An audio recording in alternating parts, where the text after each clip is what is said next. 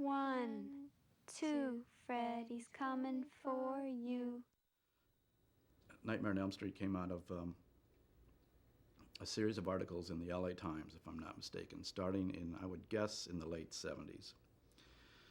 They were, as I remember, about 3 to 6 months apart, and they were not correlated. That is, the LA Times, for whatever reasons, did not sort of catch that they had had a story about this before. They were all very small, and essentially they would go like, some young man, usually of Southeast Asian origin, had been reported to have died in the middle of a nightmare. And the first two I clipped and kept without thinking too much about it, and then the third one had really the nub of a story in it. And basically this kid, and he had been he and his family had come out of the relocation camps in Southeast Asia, I think Cambodia, something like that. They were now in the United States, living someplace in California. And he had been troubled by severe nightmares. And they had they had increased in intensity to the point where he had told his family, these are not, they don't feel ordinary. And his family had tried to console him and tell him, you know, we've come out of this terrible background. Nightmares are a normal part of your psyche, trying to deal with that. And but he increased in the sense of trying to say, this doesn't feel normal, it feels too real. And at a certain point, they had a doctor prescribe sleeping medicine for him, and his father insisted he take it. And it turned out later that he had taken the pills in you know, under their supervision, and then as soon as they were away, he had spit them out. And they also discovered later that he had a coffee pot in his closet that he had kept with black coffee to stay awake at night. So this had gone on. He had decided at a certain point to stay awake and not sleep. And obviously the family thought he was having something like a nervous breakdown. And after about 3 days, he would be downstairs watching television all through the night. They went down and found him asleep on the couch, and the father brought him back to his bed. And the family, you know, sort of felt like, thank God, he seems to be sleeping peacefully. And they all went to bed. And later in the night, they heard screaming and thrashing about. They ran into his room. And before they could get to him, he fell dead, stone dead. And the family had had an autopsy done, and there was no heart failure. There was no sign of why he had died. That was a story. It was about a 10-inch story instead of you know, the others were 3 or 4-inch stories. And I just read that. I said, this is like, it just evoked something very deep in me, you know. 3, 4, better lock your door. When I was, I think about 7 years old, I was just about to fall asleep, and I heard this shuffling down the sidewalk and mumbling. And I went to the window. I was in a second-story apartment with, you know, living with my family in Cleveland, and there was this man that looked pretty much like Freddie ended up looking. And I assume now he was probably a drunk, you know, but at that time he was just this dark man. And he stopped, and he happened to look directly up into the window and right into my eyes. Now, I don't know how he knew to stop, how he knew a kid was watching, but somehow he did. And it just stopped my breath in my throat. And I like backed away from the window with him just staring at me until he couldn't see me, and stood back there in the shadows and counted, you know. And I don't know what I counted to, 100 or 200 or whatever, but I didn't hear him, and I thought he must have gone by now, but I would have heard him, but he couldn't just be standing there. And I went back, and he was there, and he just went, you know, like this with this big leer. And then he sort of capped himself by starting to walk down the sidewalk, still looking over his shoulder at me, and then turned the corner and walked towards the entrance of our building, which was out of my sight. But so I remember running through the house, dark house, and going to the front door and putting my ear to it and hearing the door downstairs open, you know, the door to the lobby of the building.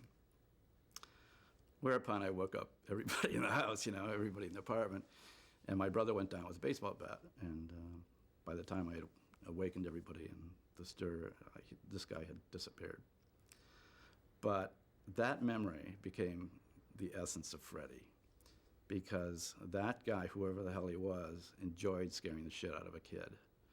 And, that, extrapolating that and taking that to the nth degree, I think you have the kind of mentality of older men that can send young men off to war, or a generation that always hates the music of a young generation because it's threatening to them, because they are the ones inheriting new life, whereas the older people are the ones inheriting old age. So that became the essence of Freddie. And that man wore a hat like Freddie. So that's the origin of that hat. 5, 6, grab your crucifix. Nightmare on Elm Street was written after I did Swamp Thing. I'd done 2 pictures back to back, and everybody was saying, you've made it, man. And you got to write your own script, fantastic. Went off and wrote it, and absolutely nobody thought it was scary. Nobody thought it was good, except for Bob Shaye. 7, 8, gonna stay up late. We were a very small company that was effectively distributing films to college campuses. And we had just decided to branch into theatrical distribution, actually with Reefer Madness, in fact. And I had a friend of mine who was a American guy who happened to be living in London, who was a producer named Mark Forstater, and we were based in New York, and Los Angeles was really kind of forbidden, mystical territory. I didn't go out there very often at all, and Mark said, no, you guys, we're in the movie business, and I want to produce a film for you, so let's go and meet some of the hot young directors in Hollywood. What happened at the beginning of the 80s, I guess starting with Halloween and Friday the 13th, is that there was a time when you could tell that kind of a story to a receptive audience. They could come for special effects that they hadn't seen before, that the film was being presented in a way that hadn't been seen before. Now, Friday the 13th, as it turns out, was the first film that was ever released nationally by anybody. Up until then, it had been The Ugly Stepchild.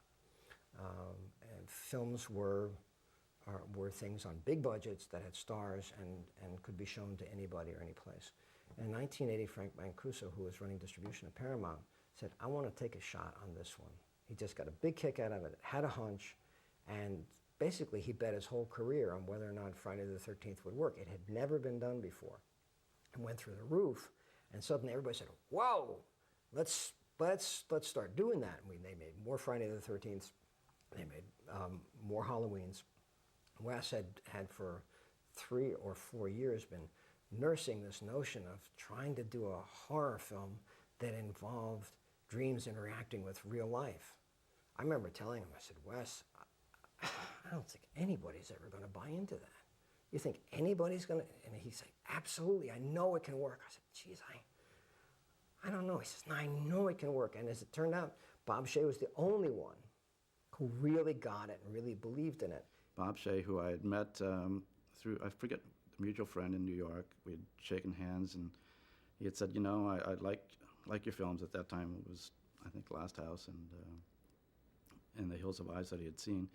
I'd like to do something with you sometime. Do you have any ideas? And I described this idea. He said, I really like that. So I asked Wes if he would send me the script, and he sort of mumbled, well, it was other people were looking at it, and he tried to get me a copy. But I was quite fascinated by it, and I continued to call Wes on a regular basis until he finally did send the script. And it was at that point that we began to make a deal to take an option on the script and on Wes's services so that we could develop it. And that was kind of that was literally the genesis of our involvement with Nightmare on Elm Street. He went off on something that took him 3 years to raise money for that. Meanwhile, I impatiently sent it to everybody in Hollywood, and everybody rejected it for various reasons. Either it wasn't scary. Sean Cunningham, who should know horror, said, I don't think people will be afraid of it because it happens in dreams, and they'll know it's a dream, so they won't be afraid. A lot of studios rejected it because horror was going through a period where it was considered politically non-correct, and it was considered dead, which is, I've observed this, having done this going on 25 years or more, that horror goes through these cycles where everybody says it's improper and it's dead and we'll never have it again, and then suddenly it comes back like gangbusters. problem was that New Line not only didn't have any money, but we had a bank line of, I think, $100,000, but the bank line specifically prohibited us from using any of that money for film production. So I had to take this script and begin to try to raise money through pre-sales and trying to find equity partners to raise the $600,000, which eventually became, I think, $1.1 million, to finance the project. And I collected a huge stack of rejection letters saying thank you very much, but we don't think it's for us, or we don't think it's scary. And then finally, Bob Shaye was able to put together about half of the budget that I thought I needed. And I decided, well, it's either now or never, so we went ahead and did it. 9, 10, never sleep again. I wanted somebody for Nancy that was, first of all, very non-Hollywood. I wanted somebody that I felt like really could live next door, not like the beautiful blonde sort of bimbette, but somebody like was your babysitter, or somebody you would trust, and was non-glam and had a real head on her shoulders and had courage in her face somehow. And Heather had that. She had that sort of genuine through and through feel, and a sense of sort of personal courage about her that I really liked a lot. And I just thought she had that sort of brunette quality, of something real. And I don't think she was terribly difficult to find. I mean, once she came in, I sort of recognized her.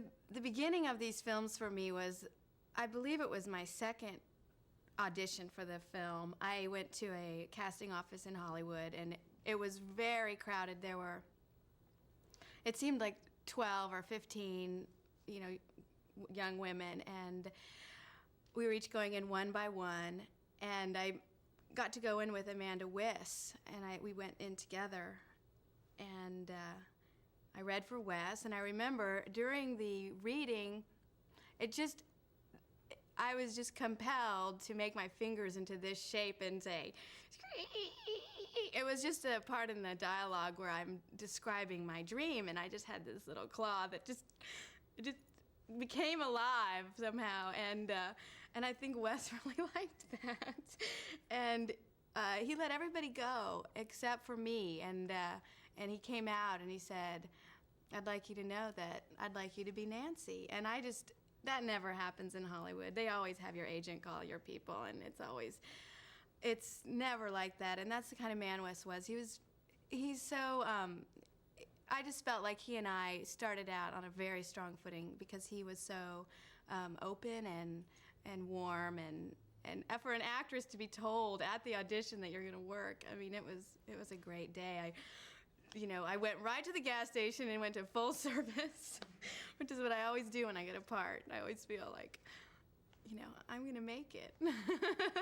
The more difficult thing was Freddie, and by the time I had made enough films that I knew that quite often a scary film will absolutely depend on the casting of the villain. And if you don't have somebody who can really personally scare and is willing to scare and able to go into those places in himself to find that sort of element, you're doomed. The film will not work. And Freddie was originally written to be an older man, too. I was looking originally at men in their 60s and 70s, frankly, and could not find anybody that had the wherewithal to come up with that kind of energy. I had just actually broken up with a girl that I'd been with for a long time, and I was out in the clubs on Saturday nights because it was my one night off, and there was a great musical renaissance going on in Los Angeles then, and the club scene was really fun and not too hyped and really inexpensive. And I can remember going to a couple of the goth bars in those days, the early sort of gloom and doom bars, and seeing clips of Wes's old movies, The Hills Have Eyes, Last House on the Left. So Wes had, in terms of actors and artists and the club scene and all that, Wes had kind of a great underground reputation back then. Robert sort of came in on a fluke, and first thing I thought is he's much too young, and he doesn't look at all like I imagine Freddie, which was wrinkled and kind of evil-looking Robert. It's kind of, cheerful and high energy and everything else. But he had a fantastic energy and willingness to play it and an enthusiasm for it. And ultimately, that's what won me over. Because I had found that where actors fail playing evil is that certain people simply are unwilling to admit that that's in them. It's my theory that it's in all of us. And you can tap into it, and it doesn't mean that that is what you are, but you simply acknowledge that part of you. And for an actor, he has to be able to relish, being really, really nasty. And Robert was able to go there. I always felt when we were filming the first movie that it's rare in modern films, and certainly the films that I've seen in my life, where the protagonist and the antagonist are so clearly defined and actually represent good and evil with no equivocation at all. And Robert Englund and I talked a lot about the underlying, symbolism of our battle. And Robert is a very intelligent person and very highly trained actor. So he, in a lot of ways, encouraged me to think of the battle on much more, archetypal level, if I can use that word. And he and I even today talk about it as if we're talking about a Greek tragedy. We've never thought of it literally as popular teenager slasher film. We always have had the respect for it that Wes was able to create a modern myth about, the struggle between good and evil. And as the issues of Nancy's became more developed, first you just see her as a teenager, then you see her as the child of a divorced family, and then you see her as a person who's very concerned about her friends. And then in the later films, she's trying to take care of teenagers and a social worker type, and then finally she's a mother of her own child and a wife.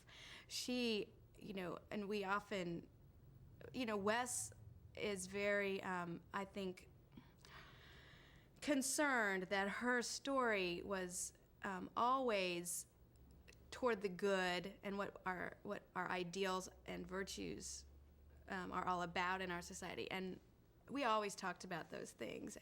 And Robert and I, we enjoyed being enemies, and we were always, playing those kind of tricks and stuff on each other as that. And there is some kind of Cocteau Beauty and the Beast thing between Heather and I. And I don't know what it is, but there is a dance between Heather and I that has sort of become archetypical. And the audiences respond to that on a subliminal level. There's something about us, they don't want to see us get it on, but they'd like to see us butt heads. I think they'd like to see Freddie force a kiss on her. They'd like to see her as a heroine in jeopardy, as a direct result of Freddie. It's almost as if Heather somehow, because of her beauty, and she has a sort of a subliminal American beauty that I think works as a heroine, and I think that the corruption of Heather by the evil of Freddie there's a chemistry there that audiences really responded to. Nancy, Freddie, I call it Heather because it's Heather that is Heather's own charisma as a personality, and a look, actually the way Heather looks, and it's a plausible beauty that I think makes the Nightmare on Elm Street movies not just a horror film and not just a great cultural parenthetical from the 80s into the 90s, not just a Beauty and the Beast thing, but it also makes it, in the most popcorn terms, a date movie.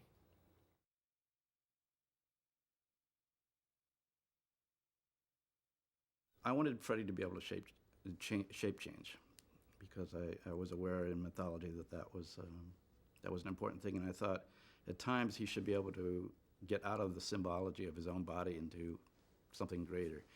So I wanted him to have something instantly recognizable. So it was gave him a sweater with stripes, and made them that sort of shade of green and red that I had found in a book of colors that were great, that are hard on the eye. So that is one of the hardest combinations of colors for the eye to process, those two shades. So that was that.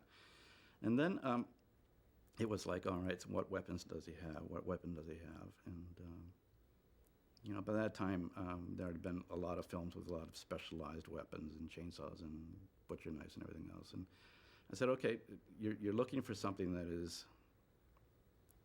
ancient, something that stands for something that's been around as long as you can imagine. What has been around? Well, obviously the draw, if you will, of all these weapons is that they are edged weapons, which is the simplest and most ancient weapon there is, because nature is full of edged weapons, you know, saber-toothed tigers and incisors and claws and talons and everything else, and horns. And so I said, okay, let's take a combination of the human hand, which is the epitome of mankind, the dexterity of the human hand, and combine that with the claw that I'm sure the most primeval man was cowering from around the corner in some cave with a cave bear or a tiger or something trying to reach him, and put those two things together. So that was the combination of that.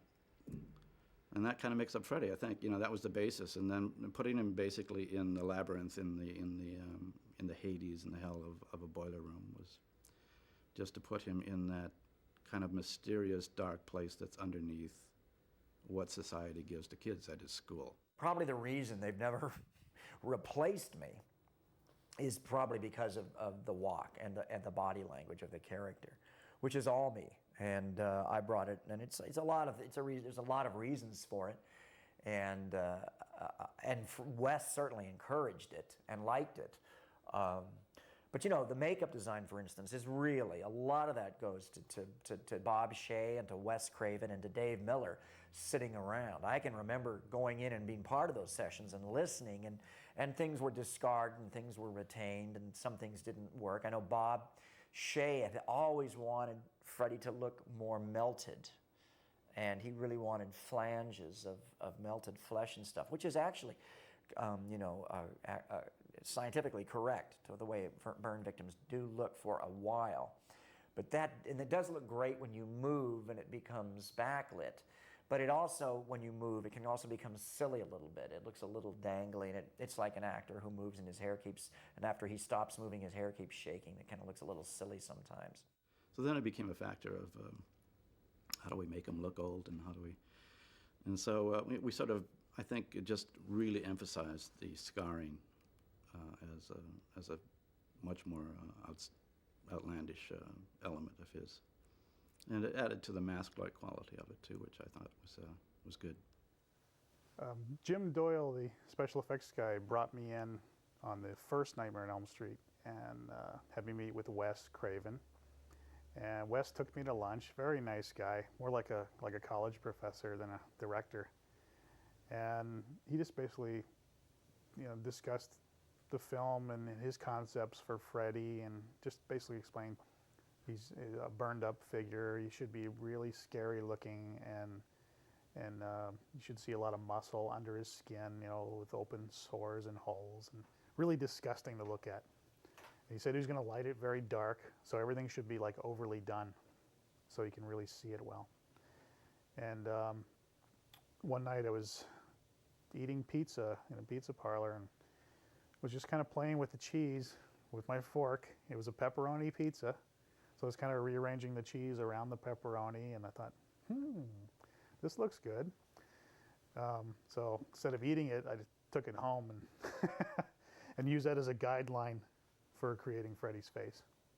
The hat that Freddy wears was originally described by Wes in the very first script, but Wes, trying to cast, the Johnny Depp role and the Heather Langenkamp role and the parents, and looking at all the potential effects and the limits of the budget on the first one, and dealing with all of these things, Wes at one point lost his confidence in the snap brim hat, which he had described to me in our very first meeting, and which was in the script. And I remember one day showing up in this little closet of a dressing room with this terrible couch with cigarette burns all over it, and Wes and Bob Shaye sitting there on this sort of funny 70s Bette Midler love seat, you know, that had been left over from how many countless movies, dressing rooms.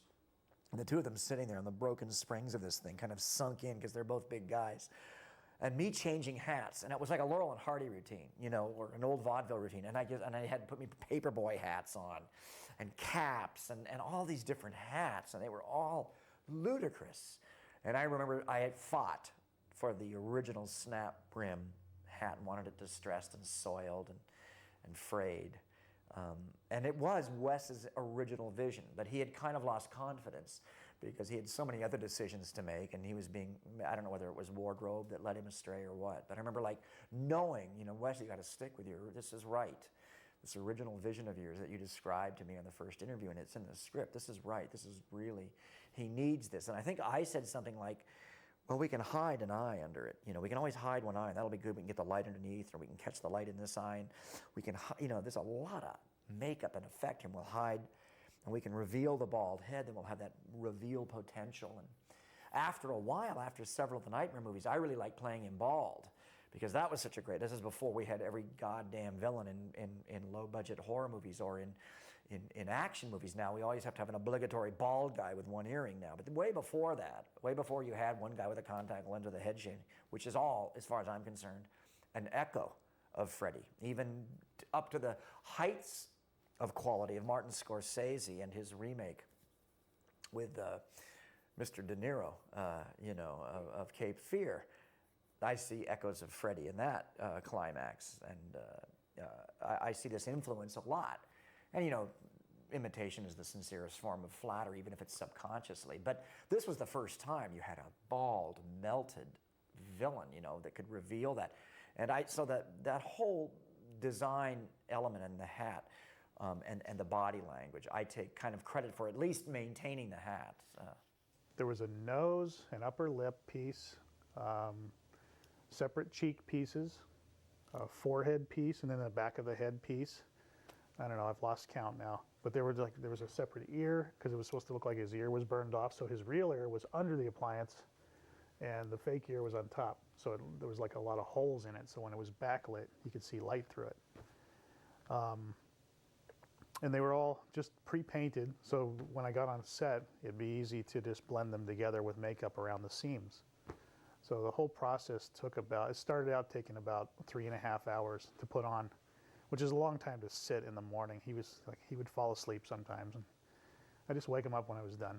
Being under all that makeup, I was sort of liberated, and I was able to really perform with quotes again, because I had just hit that point as a film actor where you really start getting into that indulgent behavioral work. And you know, the more you watch that film acting, you can see a lot of stuff that we call real is just this sort of behavioral soap opera acting. You see people taking all this time now in film acting, especially in talking head television, where everybody takes their moment, as they say on Ally McBeal.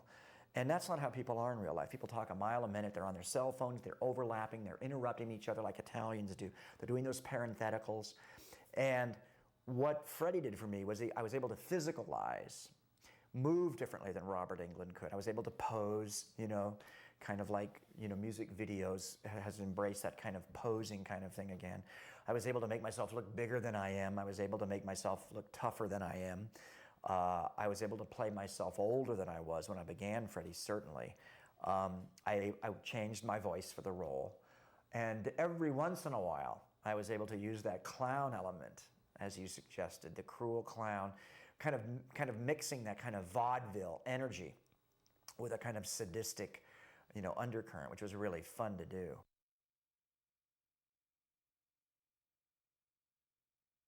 Well, the thing I remember most about Nightmare 1 was how precarious it was financially, because New Line didn't have a lot of money at that time. We had been around for a while, but we were always hand to mouth, and we didn't have a great deal of money, and we'd put so much into developing this project and getting it where it was. And everything seemed to be rolling fine. And 2 weeks before we started to shoot, something happened with, I think it was our video deal. We lost a deal that had been one of the major pieces of the money, fell apart. So Bob said, Sarah said, I want you to go to LA and sit with the crew and the cast and tell them the situation and tell them we need them to trust us and hang in there, and we'll get a new deal together, and they'll all be paid. But I was 6 months pregnant at this time, and I went to California and I called these 100 people together, and I said, the bad news is, we just don't have any money to pay you this week. But the good news is we're going to be able to. We know that we will. You just have to trust me. And all these people looked at this 6-month pregnant woman, and they all told me they had to believe me. They just, and I looked like I was going to cry at one point. I said, we can't lose any one of you. You all are a really wonderful crew. And if, just trust us and work this week, and we'll get you your money hopefully by next week. As it was, 2 weeks went by and we couldn't pay anyone. And we didn't lose one crew member. We never lost anyone on the shoot. They stayed with us. By the time, I suppose it was 1984, Nightmare on Elm Street came in. I remember the movie almost didn't get made. It was a last-minute problem of some sort, and somebody came in and put in some funds. But I remember the very first day when I met Wes Craven. It was a scene at a cemetery. And I told him quite honestly that I really liked the story idea. That is to say, my own intense interest in psychology latched onto the possibilities and the implications of dream stuff, giving dreams a sort of equal reality, the story seemed to be suggesting. That dreams were the stuff of which real whatever emotions were made of, violence, troubles, and stuff like that. I introduced myself to John Saxon the first day of shooting, which was in the cemetery scene when one of the characters is being buried, obviously. And John Saxon, who I just said, hi, I'm Bob Shaye, and he says, I don't know what I'm doing on this movie. He said, I don't know who these people are, and do you know anything about them? So I said, yeah, I think they're really good people, and then I walked away. And then I really kind of overstepped my producerial duties with Wes, who had some experience making movies, certainly more than I had, when he was doing a fourth or fifth take of some scene, and I said, well, I think that's enough, let's move on, because I was scared to death that we were not going to be able to make this movie with the financing that we had, and we had a completion guarantor that was looking over our shoulder the whole time, and it was just, the whole thing was and I had a responsibility to the home video company that in case one day's dailies were behind, or any of what, they could take over the whole film, take away our equity interest, take away our distribution fees, and take away our distribution activities, and just totally take over the film. So he had all of these ogres sitting on my shoulder. So I told Wes, I said, I think that's enough, let's move on. And Wes turned around to me and he said, wait a second. He said, if you think you're gonna rush me through this movie, you're out of your mind. Now go sit over there and be quiet. So I said, okay. We had a good time. I remember having a very good time. It was a great crew. We had a lot of fun. At that time, I had decided, I had read an article by Truffaut saying that the thing that strikes respect to people's minds more than anything else is wearing a tie, glasses, and a hearing aid. So I had experimented with wearing glasses and a tie, and I sort of settled on wearing a tie and a checkered shirt every day for the hell of it. So after a while, the crew started showing up and doing. They would do specialty days, and one day everybody showed up wearing a checkered shirt and a tie. Jacques Haken, who was shooting the picture, would wear an eye patch over the eye that wasn't looking through the viewfinder. And he had this theory that allowed you to look normally and not have any distractions. So one day he turned around and we were all wearing eye patches, which completely infuriated Jacques. But one day they had a Nancy Day, and everybody came to work in nightgowns and pajamas. And I remember the gaffer wearing slippers with bunnies on them, you know. So we had a lot of fun that way. I always imagined that the kiss between me and Johnny Depp would be really romantic and well, something that I might remember for the rest of my life. And I frankly don't really remember it that well because Wes kept cutting it down in its scope because he wanted me to be preoccupied with my, problems and the tension of the night. He didn't think that I'd just give myself over to passion. And so I think, too, Johnny and I were both new actors on the scene, and we hadn't probably ever had kisses on screen. And, I mean, no offense to Johnny, but I probably looked really stupid. And so I feel like perhaps it was just kept very brief and modest because, just for the sake of the audience. Things weren't quite so racy back then either. I don't think people like to see teenagers totally making out. It was difficult. We shot it in 32 days. I think our schedule was originally 30 days, so it was like a very tight shoot. At one time, actually, Sean came in and shot the second unit for me. And I think the last several days we were shooting with, if I'm not mistaken, something like 5 units shooting at the same time on the same stage, and I was going from one to the other, setting up shots and shooting and then going over to the next setup when it was ready. I know Freddie building his glove and Nancy sinking down into the steps, the mother being sucked through the front door, and I think Rod's sheet coming around him in the prison cell were all being shot simultaneously, along with a main speaking scene.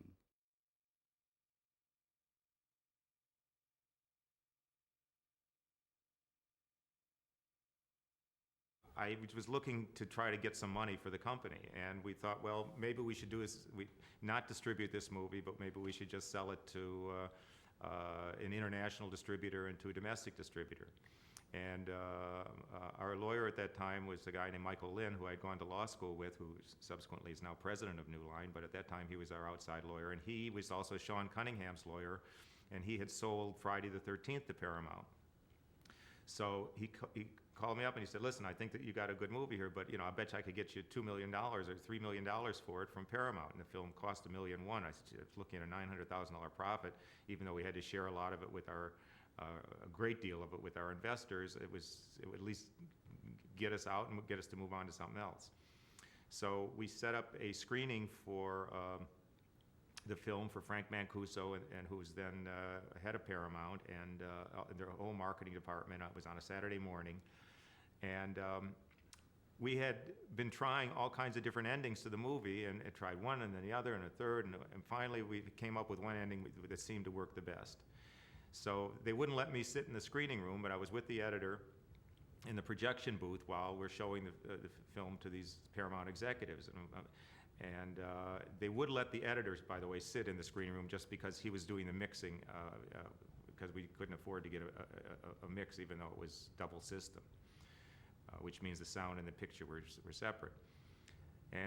But they wouldn't let me sit in the room, but I'm standing in the projection booth watching them, and suddenly I see the editor stand up and walk out of the room and come into the projection booth. I said, what's wrong? What's going on? He said, I just remembered we don't have the right ending on the end of the movie.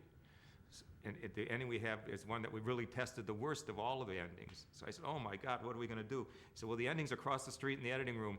And I said, well, we've got 17 minutes. It's the last reel is on the thing. Hurry. So he runs across the street, comes back in, and it's on the rewind, and we're racing to get the last reel out, to cut the other thing off, and the film is running through the projector, and it's about ready to run out, and all these guys are sitting there. I got a phone call from the head of acquisitions about an hour or two later. Said, we're not going to take the picture. And I said, why? And he said, because if you remember this movie that we just released with Joe Rubin about people and their dreams and getting into their dreams, it was a little bit like Brainstorm, actually. He said, that didn't work for us, and we don't think movies about dreams are going to work. So I said, are you sure there's nothing we can do? And he said, no, there really isn't. I'm sorry, I wish you luck with it, but that's it.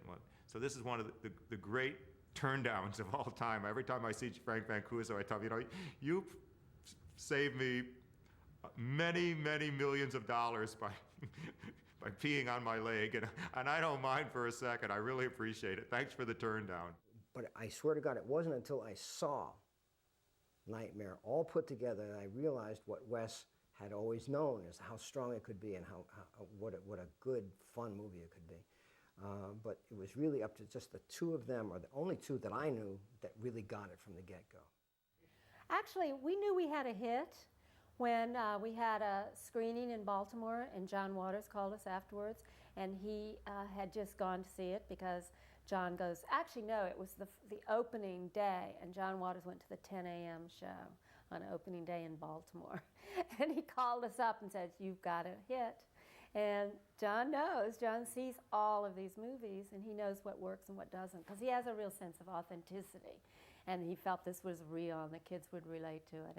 And so John gave us one of our first reviews, and he was right.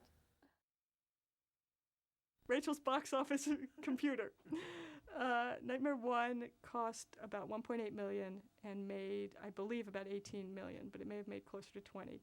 Nightmare 2 cost about $2.2 million and made, I believe, about $22 million. Nightmare 3 cost about $4.5 million and made something around $40 million. Nightmare 4 cost somewhere under $7 million and made just under 50. Nightmare 5 cost, I believe, and this is the one that I wasn't involved in, so cost about $8 million and made, I think, only 25. And then Nightmare 6 cost, I think, 8.5 and made 35. And I have no idea about Nightmare 7. Rachel's, I think, one of the people that really knew it was going to go somewhere.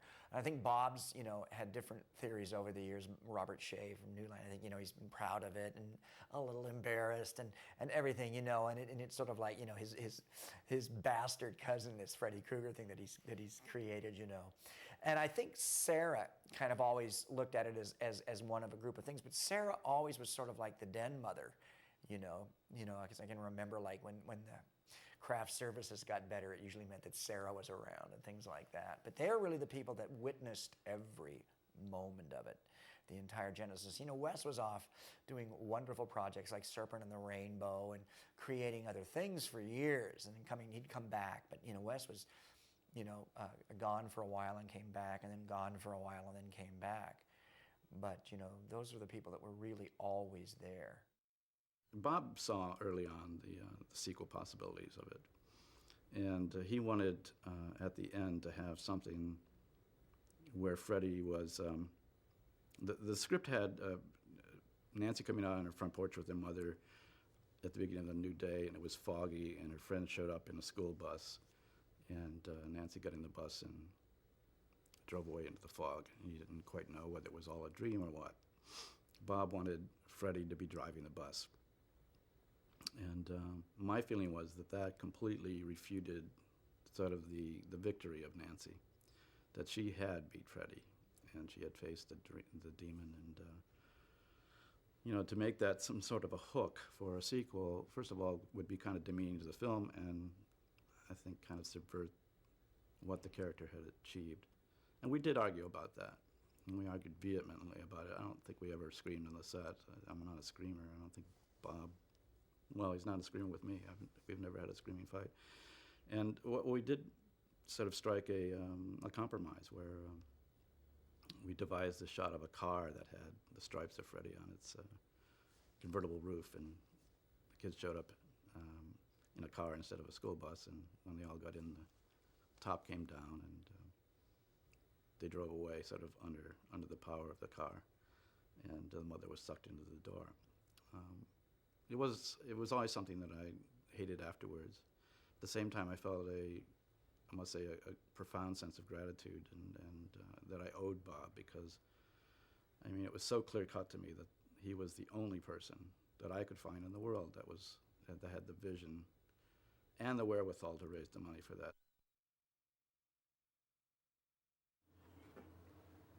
God. It's bright. It's gonna burn off sooner. It wouldn't be so bright. Feeling better? Oh, I feel like $1,000,000. They say you've bottomed out when you can't remember the night before. No, baby, I'm gonna stop drinking. I just don't feel like it anymore. Did I keep you awake last night? You look a little bit peaked. No. I guess I just slept heavy. Okay. Well, see ya. See ya.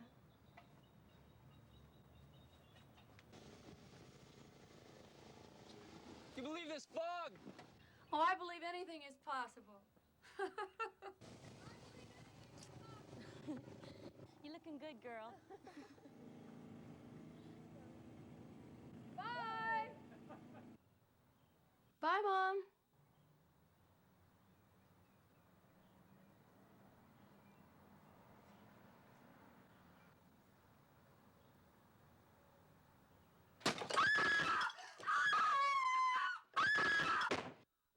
One, two, Freddy's coming for you. 3, 4, better lock your door. 5, 6, grab your crucifix. 7, 8, gonna stay up late. 9, 10, never sleep again.